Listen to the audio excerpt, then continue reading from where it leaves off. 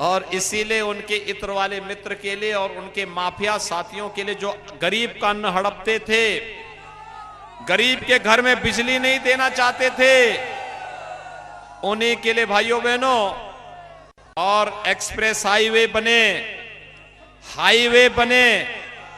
बड़े बड़े इंफ्रास्ट्रक्चर के कार्य हों, इसी के लिए भाइयों बहनों हमने एक यंत्र बनाया है। नाम समझ गए होंगे ना? देखिए, वो यंत्र एक्सप्रेस हाईवे भी बनाता है और माफिया की छाती को भी रगड़ते हुए बढ़ता है। बुलडोजर नाम सुना है ना? और इसीलिए आज आपको आश्वस्त करने के लिए आया हूं, बुलडोजर के नाम से समाजवादी पार्टी के तो पसीने छूट रहे हैं। उनके तो ज्यादातर नेताओं ने 11 तारीख की अपनी बुकिंग कर दी है भागने की। कोई टिकट बुक करा रहा है इंग्लैंड का, कोई जो है दूसरे देश के लिए भागने की तैयारी कर रहा है।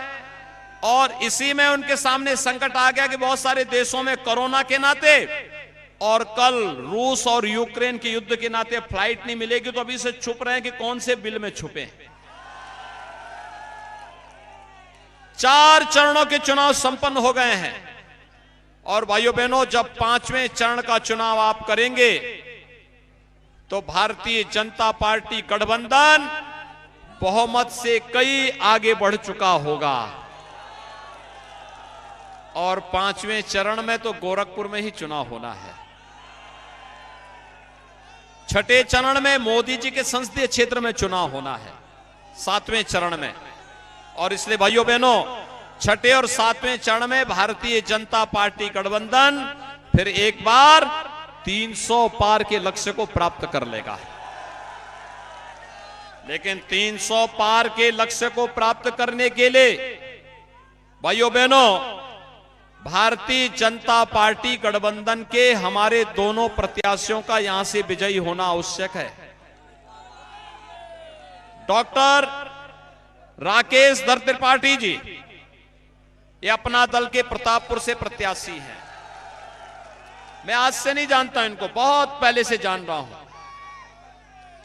यानी डॉक्टर राकेश दर त्रिपाठी भाइयों बहनों आज से नहीं, मैंने देखा कि डॉक्टर राकेश दर त्रिपाठी जी कल्याण सिंह जी की सरकार के समय, राम प्रकाश गुप्ता जी की सरकार के समय, राजनाथ सिंह जी की सरकार के समय भी प्रदेश के अंदर मंत्री के रूप में काम किए थे और विकास के बारे में बहुत अच्छी सोच उनकी थी।